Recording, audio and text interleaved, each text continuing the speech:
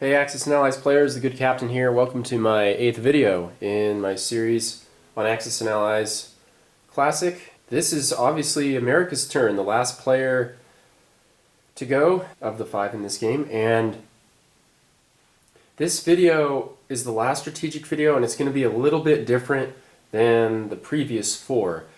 In the previous 4, I usually did this dichotomy of Don's essays version of how things went, and then I did my version of how things went for that power. But this power in particular, really, there is no disagreement here. And I hope to kind of show why there's not over the course of the video. America is a unique power in this game. I actually agree with Don's assessment of the United States when, and I'm paraphrasing, he basically says there's, well, he insists this about every power, but in particular, I agree with him on the United States being played in really only one correct way, and that is a Germany first manner. And now, I should preface this by saying, if anybody watching this video has some sort of Japan first strategy as the United States, you know, that's interesting, and I'd like to hear about that, but it seems to be fairly reliably deployed against Germany. Particularly seems to be very efficient at taking down Germany, and I'll hope to prove that by the end of this video, or at least show you how I mean that by the end of this video. And really it has to do with the C-zone structure and basically the map layout of this area of the board. Okay? Okay, so as you can see, I have a partial setup here. I don't have all the pieces set up. It's not, what's going on here is not necessary, especially for the first turn for America, right? America is a very isolated power in this game, and really that is the benefit, right? Germany and Japan could probably take down, or could take down Russia and Britain if they were alone, right? But America, which can only be really economically influenced by seizing China as Japan, is isolated and away from the fighting, and can really build up its units without fear of being attacked, quite frankly. And so you can kind of build up your force carefully. Now, again, like I said, I feel very strongly that there's really kind of one way to play this power. There might be slight variations in how to deploy it. For this reason, I find America to be the most boring of the 5 to play. I think the other 4 powers can be played in, I wouldn't say a variety of ways, but fairly different ways. You can do fairly different things with each country, at least at the local level. You can calibrate your forces differently and push on different areas of the map differently, but America is, again, I feel is not like this. So let's go ahead and move right into it. I will start with, I'll just kind of lean on the essays here because, again, I don't really disagree with anything he says about the United States. And the first turn build for the United States out of Don's essays recommendations is 6 infantry and 2 transports. But, and he says this in the essays, and I'll say this now, this build really depends on what's been going on in the Atlantic, okay? And you're going to have to use your own judgment when it comes to the first turn builds.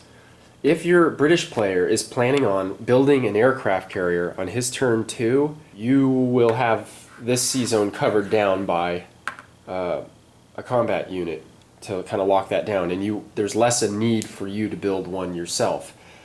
This, of course, assumes that the German has placed the bomber in Western Europe, right? And so just not to jump the gun too much here, but if you had only 3 transports out here at the end of the America's turn 1, then Germany might be enticed to send its bomber out to try to knock out one or more of these ships on its turn 2, right? So if that's the case, you may want to build an aircraft carrier and 6 infantry instead, and that, of course, is to protect your transports. The general concept here, the core of being the United States player and really taking advantage of the geography of this map, is building and pushing infantry and tanks from Eastern the United States to eastern Canada. Okay, so let's say your turn 1 builds are like so, and then on your turn 2, you build more transports and troops and whatnot, while these guys move to eastern Canada. Okay, and then on your turn 3, now you've got, let's say you've got these 3 transports. The German player lost the bomber or doesn't have it in Western Europe or whatnot. And then on turn 3, you're able to project at least some of this power into Finland, Norway, Western Europe, or Algeria. Okay, so you can, again, you're moving 1 up to the Eastern Canada Sea Zone, loading up these troops that are here, and then projecting them out into Finland, Norway, and Western Europe most of the time. That's what you should be aiming for. Or you can project them into Algeria if you have had built an aircraft carrier or some other form of naval protection is available. Okay. But this is the main setup right here, because every turn thereafter, you're going to be building and pushing up troops in a kind of a pipeline fashion, and while these are coming up every turn, these transports will be shucking whatever was there on the turn, was already there before this non-combat movement. There should be 6, and then you'll build 6 more, push them up, and it's a never-ending pipeline of troops and tanks and whatnot. And then you're able to go back for 1, back over for 2, and either reinforce Russia via Finland, Norway, or pull an overlord and hit Western Europe. And all the time you are building up more transports and building more troops, and until you've got this massive blob of transports, usually 7 or 8. If you're playing in a large group, the U.S. player should be, I think, the one who's kind of best at grappling with numbers, because you don't want to have empty transports. To maximize the United States, you really want to play a numbers game in your head. How many troops and tanks do I need to fill up these transports exactly? And also add in maybe 1 or 2 more transports this turn for use on the following turn. So someone who's good at math and can project numbers like that might enjoy the United States player, because eventually you want to have more than 3 transports, like I said earlier, and just moving the incredible mass of men and material across the Atlantic in this crazy shuck ability that the United States can take advantage of due to the geography of the map.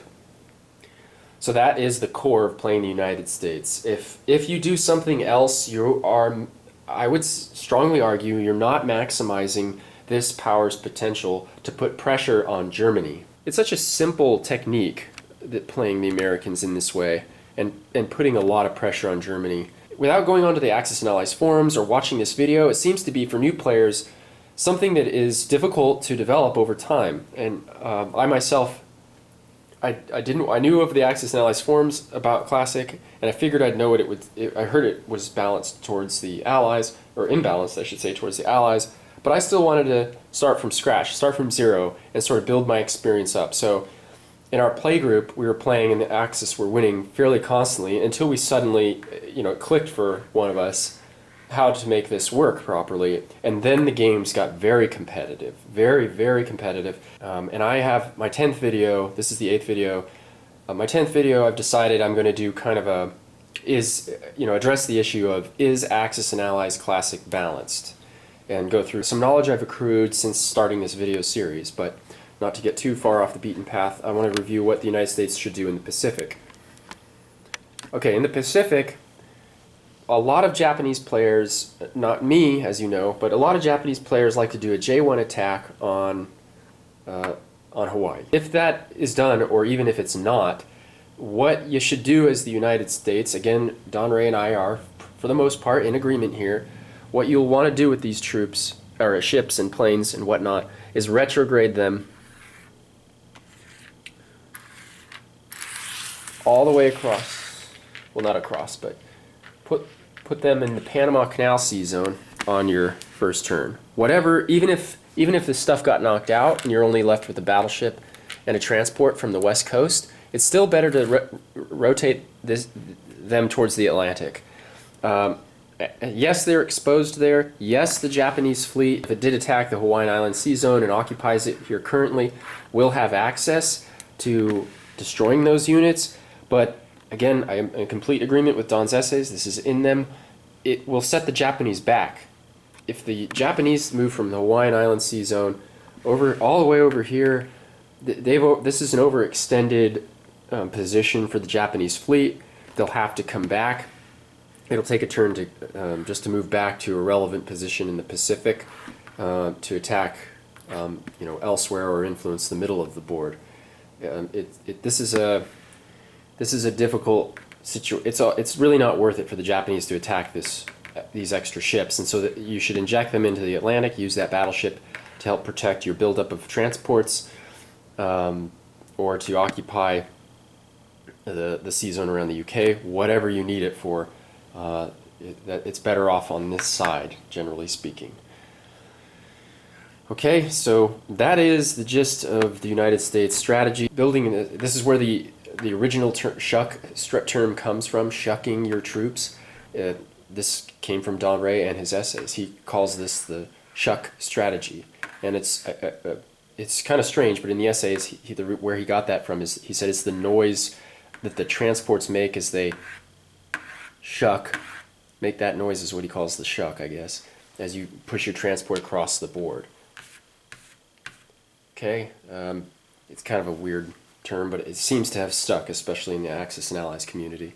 So I hope I communicated this well. I'm fairly certain this is really the best way to play it. There's probably folks out there who do have a Japan first strategy for the United States. I just don't think it could be competitive. I just don't think it could be as competitive as what I've just showed you, and that would be based purely off of geography.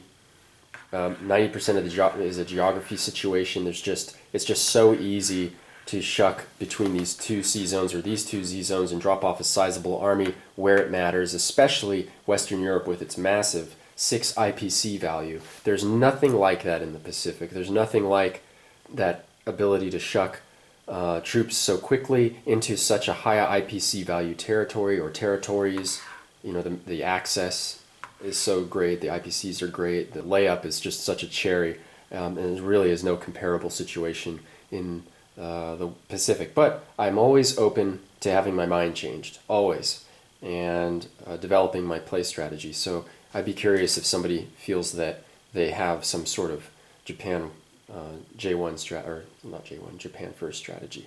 But anyway, a short-term strategy for the United States is basically to make sure the Atlantic is secure enough to start building up your transport fleet. If it's not, but make sure to build usually an aircraft carrier to cover yourself from the German bomber, and then start building up your transports and your men and troops. And then mid-game, if Russia needs it, go ahead and inject some troops up there, or if Africa looks like it's falling to pieces, inject some troops up there. But in the long game, eventually you want to take Western Europe. The British can do a can opener or come in and reinforce you later or whatnot, but basically you're responsible for breaking Germany's back. And if you do get Western Europe, it's a good idea to just throw down an industry once it looks like it's secure, and that'll really put the nails in Germany's coffin, or ostensibly it could. I feel like there's more to say, but it wouldn't be pertinent in this video. I want to keep this just about America. So in my next video, thanks for watching these videos. If you've come this far, I really appreciate your support, and thank you for those who've left comments. Thank you for watching this. All the best from the good captain, and bye-bye.